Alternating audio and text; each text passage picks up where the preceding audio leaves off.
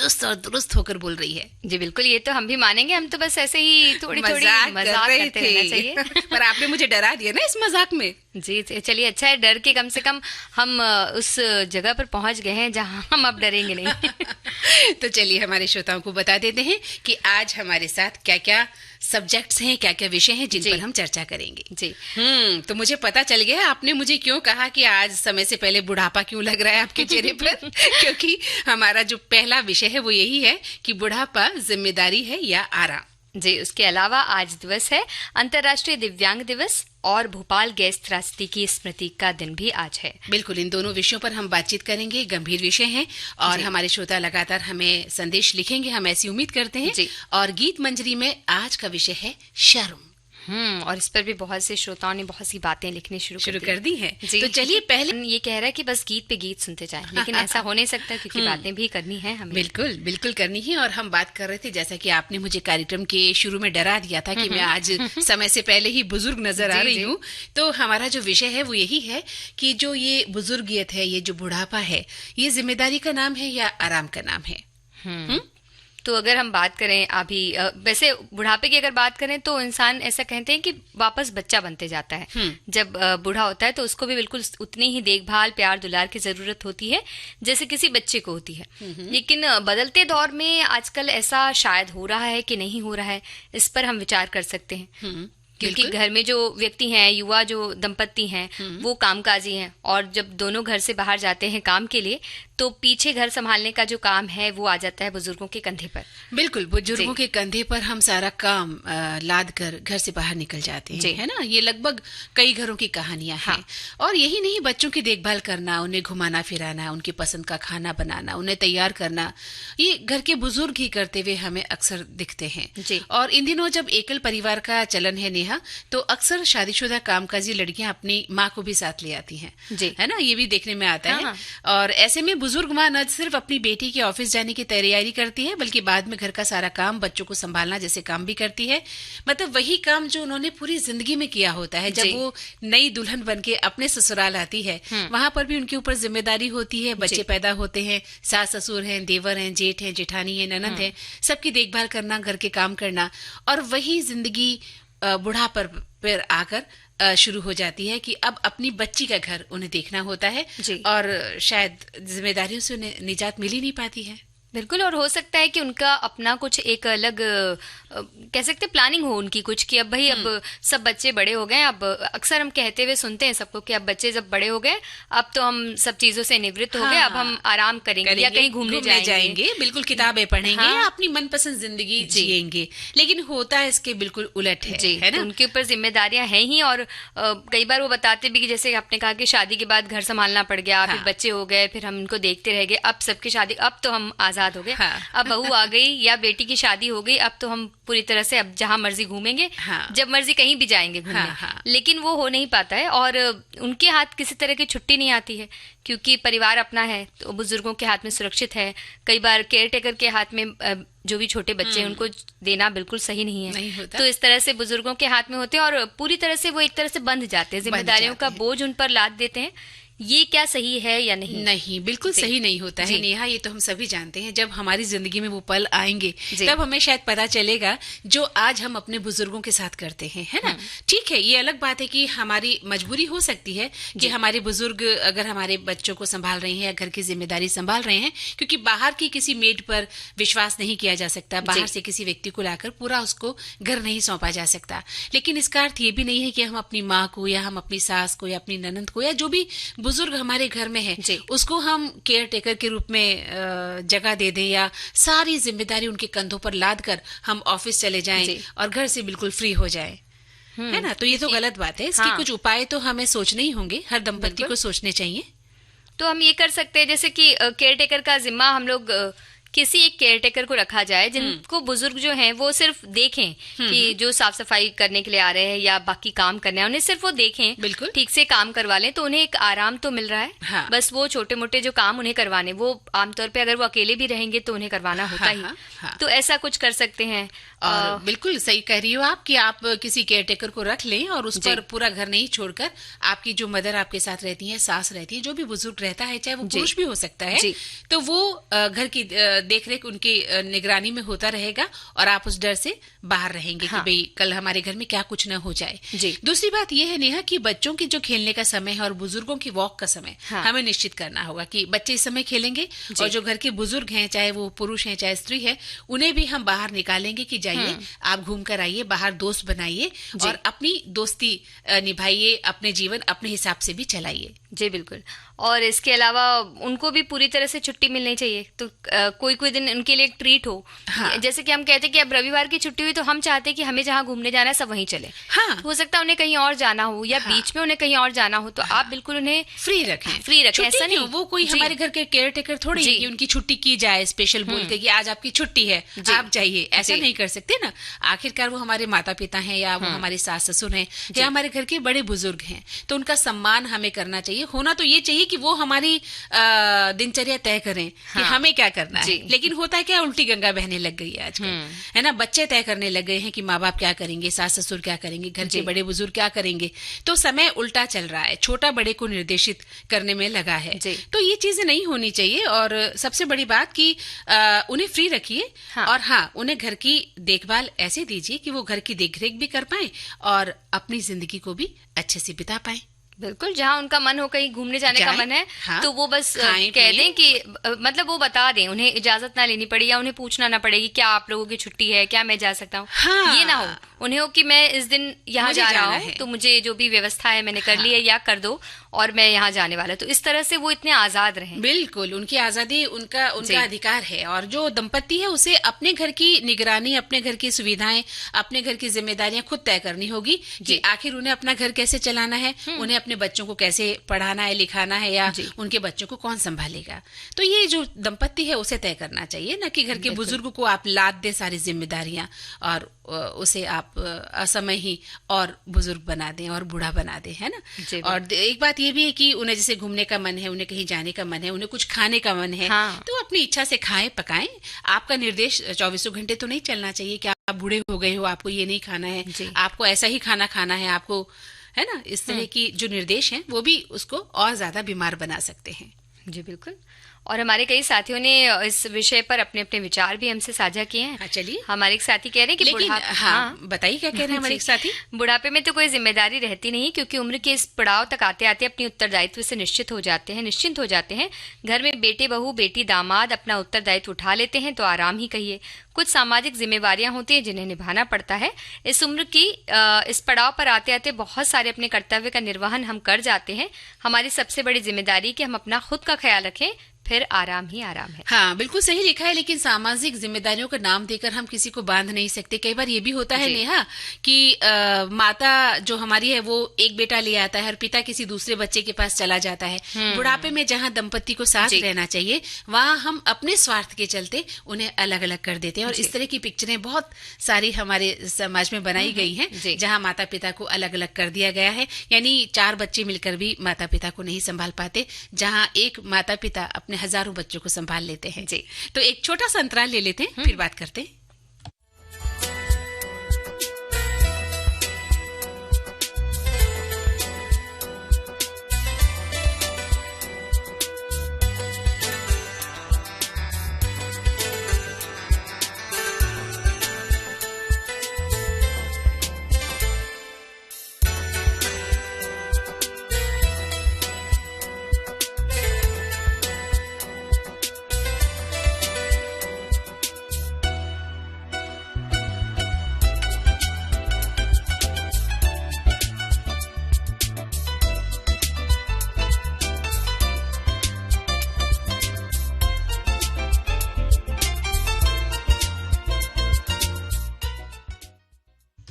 तो अंतराल के बाद हमारे सभी सखियों और सखाओं का स्वागत है नेहा जी। तो अगला संदेश मैं पढ़ दूं? हाँ बिल्कुल। हमारे एक श्रोता लिख रही हैं कि बुढ़ापा जीवन का सांध्यकाल है और ये एक ऐसा दौर है जिससे कभी न कभी सबको गुजरना होता है। कहते हैं कि बुढ़ापे में व्यक्ति बच्चों जैसा व्यवहार करने लगता है। हमारी भारतीय संस्कृति की संयुक्त परिवार व्यवस्था में अपने बुजुर्गों की सेवा और देखभाल के लिए उनकी संतानों को ये उत्तरदायित्व सौंपा गया है कि वे अपने माता पिता की वृद्धावस्था में सेवा करें। सबसे बड़ी जिम्मेदारी तो बुजुर्गों की ही होती है कि स्वयं अपना ध्यान रखने के लिए अपने दिमाग से खुद को सक्रिय रखें और शारीरिक रूप से भी बहुत कम निर्भर रहने की कोशिश करें। ये तभी संभव है जब वह बुढ़ापे को केवल शरीर तक ही आने दे, दिमाग और मन पर उसे हावी नहीं होने दे। तो बड़ी अच्छी बात है। हाँ। वो बिल्कुल सही कह रहे हैं कि अगर मन में हमने सोच लिया कि अब हम बुजुर्ग हो गए हाँ। तो फिर हाथ पैर भी दर्द होने लगेंगे धीरे धीरे और बुढ़ापा आने भी लगता है। बिल्कुल, जैसे कि आप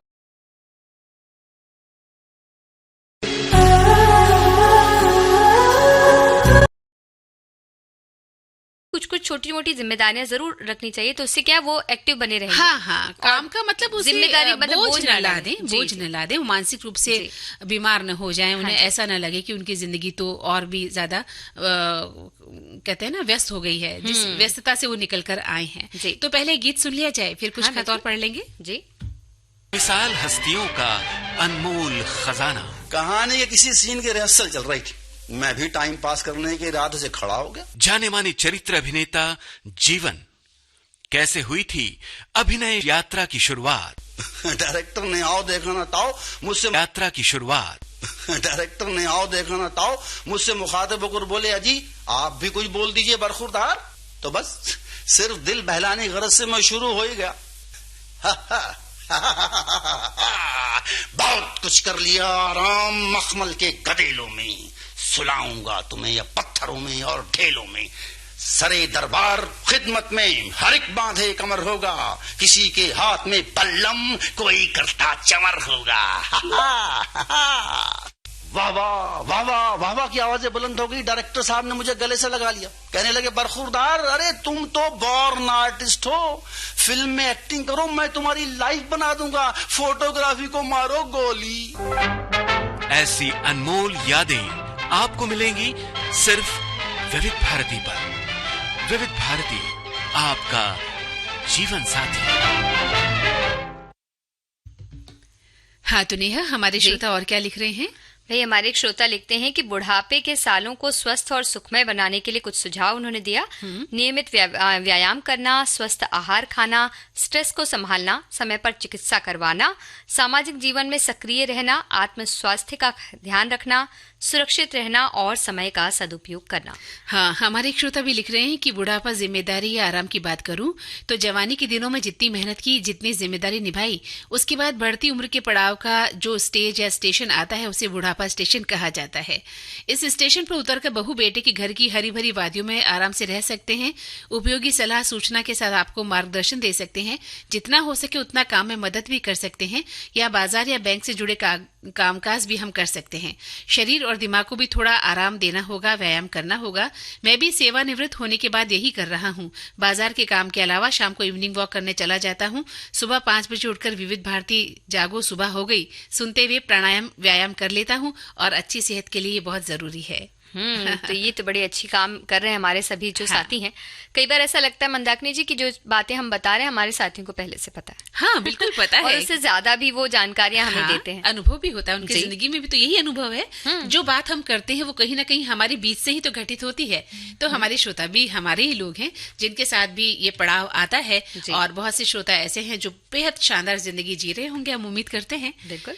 और देखिए, जब हम बात कर रहे थे बुढ़ापे की, तो बुढ़ापे के साथ एक चीज और, जब हम बात करते हैं आश्रित होने की किसी पर, तो एक चीज और थोड़ा हमें आश्रित कर देती है, हमारी दिव्यांगता।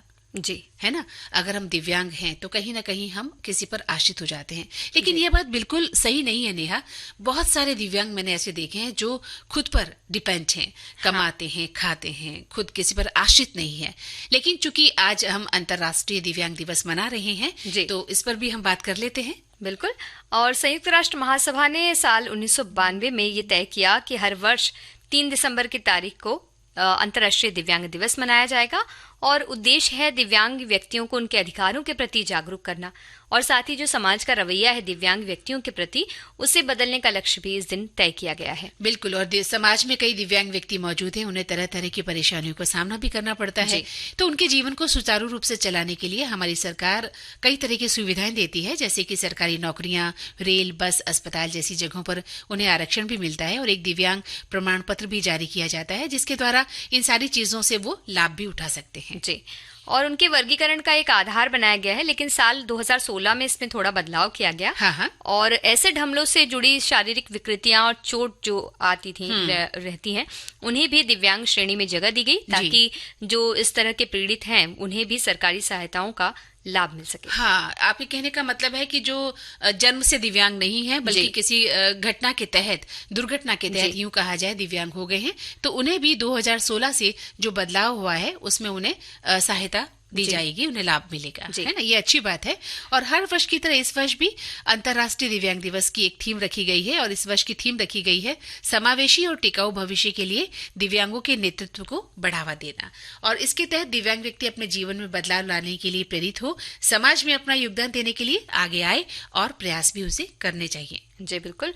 और एक समाज के तौर पर मंदाकिनी जी, हमारा भी एक कर्तव्य बनता है कि किसी भी दिव्यांग व्यक्ति के साथ हम भेदभावपूर्ण व्यवहार न करें। हाँ, बिल्कुल। सम्मान की दृष्टि से उन्हें देखें, और उन्हें कम भी नहीं आंकना चाहिए। हाँ। अभी आपने जैसे कहा, कई दिव्यांग हैं जो अलग अलग क्षेत्र में हासिल कर, मास्टर हैं वो अपने अपने क्षेत्र के। आप पैरालंपिक की बात कर रही हैं शायद? जी, पैरालंपिक में देखिए, हाल ही में भारत ने पैरालंपिक में 60 पदक हासिल किए। हाँ, बताइए। जिसमें कुछ के नाम अगर हम याद करें तो जोगिंदर सिंह बेदी है, हाँ? जो कि भाला और डिस्क थ्रो करते हैं वो। हाँ? देवेंद्र झांझरिया हैं, वो भी भाला फेंकते हैं। दीपा मलिक है शूटिंग के लिए। बिल्कुल।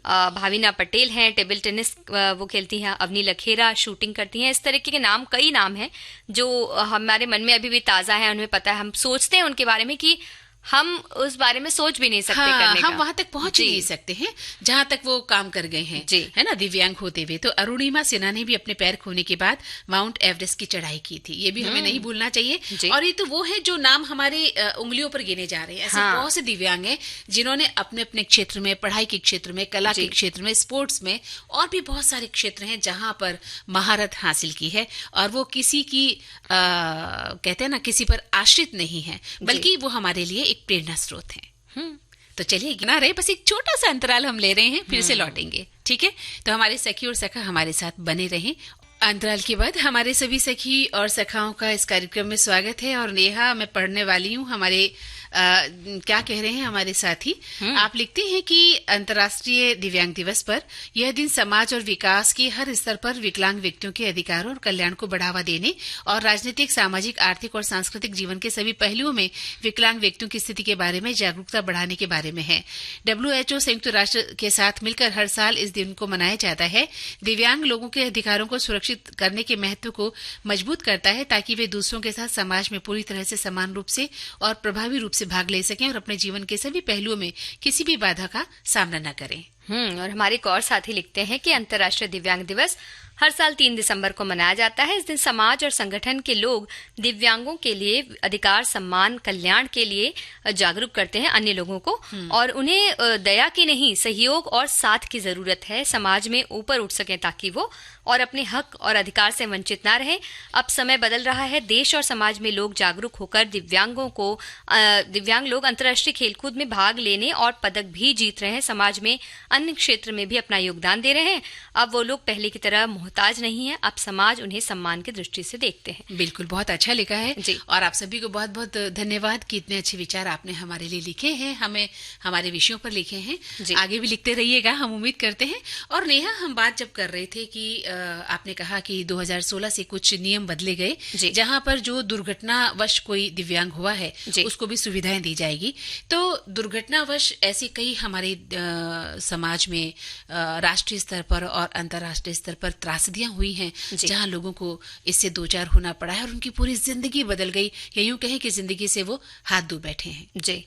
और उसी को याद करने का आज दिन है। भोपाल गैस त्रासदी स्मृति दिवस है आज। बिल्कुल। और देश में ये हुई एक भयानक औद्योगिक दुर्घटना है ये, जिसे आज 40 वर्ष हो रहे हैं पूरे।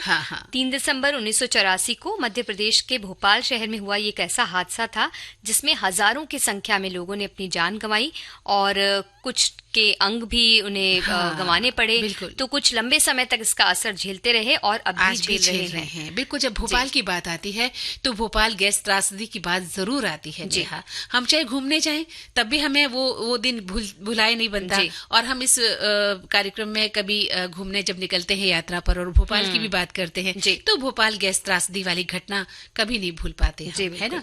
और भोपाल की जो ये यूनियन कार्बाइड कंपनी की सुरक्षा के पुख्ता इंतजाम न रखने के कारण जहरीली गैस का रिसाव हुआ था और उसके कारण ये बहुत बड़ी घटना घटी थी। बिल्कुल, औद्योगिकरण के इस दौर में जहां हम विकास के नए लक्ष्य को लगातार छू रहे हैं, हम सोच रहे हैं कि हम बहुत विकास कर रहे हैं, तो इस बात का ख्याल रखना जरूरी है कि सुरक्षा के जो मानक तय किए गए हैं उनका इस्तेमाल सही तरह से किया जाए और पूरी व्यवस्था ऐसी की जाए ताकि हर व्यक्ति को इसका लाभ मिल सके। ऐसा नहीं कि जानमाल का नुकसान हो। और सरकार द्वारा कई सुरक्षा नियम तय किए गए हैं, इसका पालन करना बहुत जरूरी है। हर औद्योगिक संगठन को अनिवार्य रूप से करना ही चाहिए। बिल्कुल करना चाहिए और हर व्यक्ति को भी सतर्क रहना चाहिए। कई बार हम क्या है सारी बातें सरकार पर ढोल देते हैं कि वो हमारे लिए पुख्ता इंतजाम करेगी, लेकिन आम जो व्यक्ति है जिसे ये जिम्मेदारी सौंपी गई है वो वहाँ अगर लापरवाही बरत देता है तो उसका क्या करें।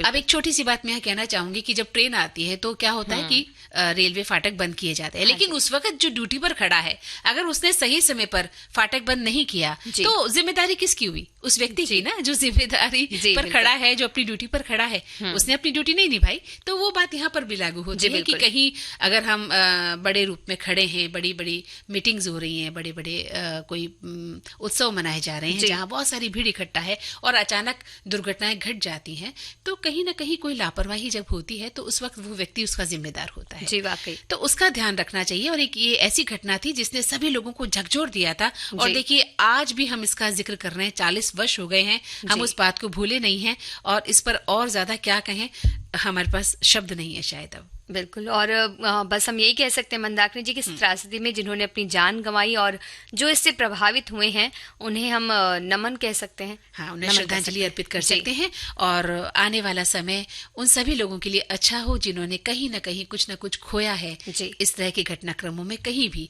तो हम उनके लिए शुभकामनाएं ही प्रेषित कर सकते हैं कि वो अच्छे से जीवन व्यतीत करें और ईश्वर किसी के साथ भी ऐसा न करे। जी बिल्कुल। एक गीत सुन लिया तो नेहा, योगेश साहब ने कितना सुंदर गीत लिखा कि जिंदगी कैसी है पहेली, कभी हंसाए और कभी रुलाए। मैं देख रही थी इस बीच कि आप श्रोता के संदेश पढ़ रही थी और अचानक उदास भी हो गई थी। तो बताइए क्यों? हमारे एक श्रोता ने उस दिन के बारे में लिखा है जो उन्होंने आंखों देखी घटना उनकी ये 2 दिसंबर 1984 की वो रात अपनी आंखों से देखी हुई है। रात को सड़कों पर इंसान बदहवास हालत में भाग रहा था। किसी को पूरी तरह से पता नहीं था कि हुआ क्या, कौन सी गैस निकली है। शायद इससे पहले लोगों को ये भी पता नहीं था कि शहर में कोई यूनियन कार्बाइड प्लांट भी है। आंखों में जलन, गले में फांसी लग रही थी, न सांस ले पा रहे थे, न आंखें खोल पा रहे थे, बस भाग रहे थे। मेरे परिवार से कुछ लोग भागे, कुछ घर पर ही रुके। सुबह होने पर पता चला कि क्या हुआ था। एक बार फिर से सुबह को अफवाह फैल गई कि फिर से गैस निकल रही है, तो लोग फिर सड़कों पर भागने लगे। वो मंजर आज भी आंखों के सामने घूमता है। कई लोग के बारे में उन्होंने लिखा है कि जानमाल का नुकसान बिल्कुल बहुत ही मतलब आंखों देखा हाल था। ये उनके साथ भी व्यतीत हुआ, उन्होंने इस तरह को महसूस किया इस घटना को, है ना। तो चलिए अब हम एक अंतराल ले लेते हैं छोटा सा। जी, ये गाना जब मैं गांव के छोटे छोटे बच्चों के साथ धूल मिट्टी में खेला करता था। संगीतकार सचिन देव बर्मन। बहुत ही बूढ़ा किसान एक गीत गाया करता था। एक बूढ़े किसान का गीत मेरे दिल में घर करता गया। रंगीला रंगीला रंगीला रे रंगीला আমার ছাড়িয়ে বন্ধু কই কই গেলা রে বন্ধু রঙিলা রঙিলা আন মিলো শাম সাবরে আন মিলো। ऐसी बेमिसाल कहानियां आपको मिलेंगी सिर्फ विविध भारती पर। विविध भारती, आपका जीवन संगीत। तो नेहा, आज हम बात कर रहे हैं बहुत सारे विषयों पर और हमारा एक सेगमेंट होता है गीत मंजरी। जी और आज का विषय आपने बेहद खूबसूरत चुना है। शर्म जी। शर्म आती है, मगर आज ये कहना होगा। कितने सारे गीत शर्म पर लिखे गए हैं। जी बिल्कुल, लेकिन जिस गीत का आपने जिक्र किया उसका जिक्र बहुत से श्रोताओं ने किया है। अच्छा, क्या बात है, यानी हमारी श्रोताओं की पसंद बहुत मिलती है ना। तो शर्म, हया, लाज, लज्जा सिर्फ शब्द नहीं है, भाव है। एक नजर का मिलना और शर्म गालों पर लाली बनकर फैल जाना। शर्माई सकुचाई पैरों के अंगूठे से जमीन को रेतती, न नजरें उठा पाए न दिल को मना पाए। उस गोरी के मन का हाल बस वो ही बयां कर पाए जिसने खुद चखा हो शर्म का ये स्वाद।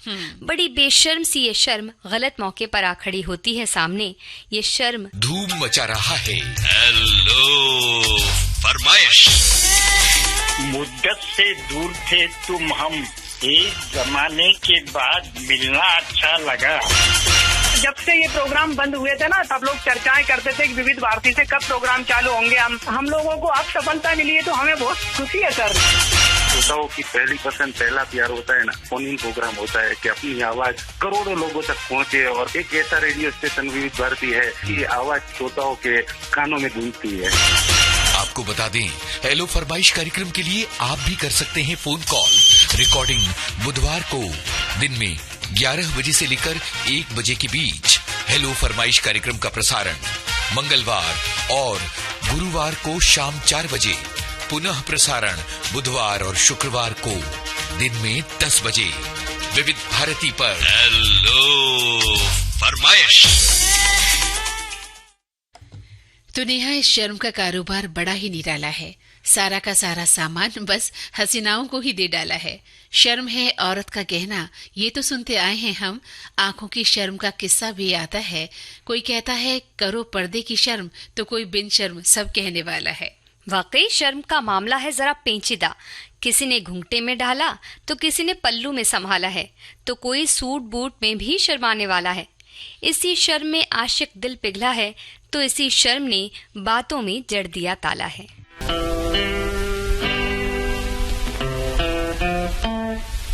दिन में 1 बजे विविध भारती की गीत माला आपके साथ। जन्म जन्म का साथ है तुम्हारा। इस कार्यक्रम में हर पायदान पर होगी आपकी भागीदारी। हम और तुम, तो हम और आप पिरोएंगे गीतों की इस माला के मोती साथ साथ। हम साथ साथ हैं। जुड़े रहिए हमारे साथ विविध भारती के फेसबुक पेज पर। विविध भारती की गीत माला हर रोज दिन में 1 बजे। विविध भारती, आपका जीवन संगीत। तो नेहा, इस शर्म की हद तय करना भी जरूरी है। शर्म में चुप हो जुबान, दुनिया समझे मंजूरी है। जहाँ बात हो अना की, न शर्म करना कभी। रख कर नजर की शर्म, खुलकर कहना बातें सभी। ये शर्म बने गहना खुशी का, न बने दाग दिल की घुटन का। नजरें हो नीची या पर्दे में चेहरा, शर्म का लगे ना जुबां पर पहरा। कहना वही जो दिल चाहे तेरा, डाले ना बातों में शर्म कहीं डेरा। बेशर्म होना भी अपनी अदा है, शर्म तो साथ में अपने सदा है।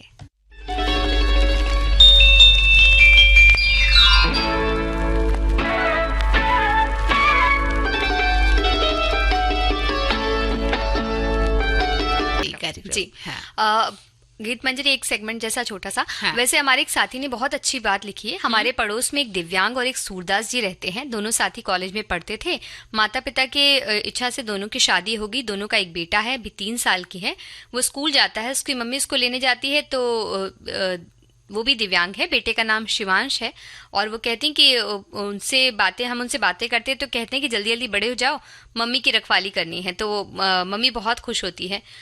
ये देखभाल कहना चाह रही होंगी। हाँ, सुविधा उनके पास सब कुछ है, मगर उनका ये बहुत अच्छा लगता है उन्हें हमारा ये कहना। हाँ, बिल्कुल सही कहा। और कई बार ऐसे परिवार हमने देखे हैं जहाँ इस तरह के लोग हमें मिलते हैं कि पति पत्नी दोनों दिव्यांग, और कई बार उनके बच्चे भी दिव्यांग निकल आते हैं।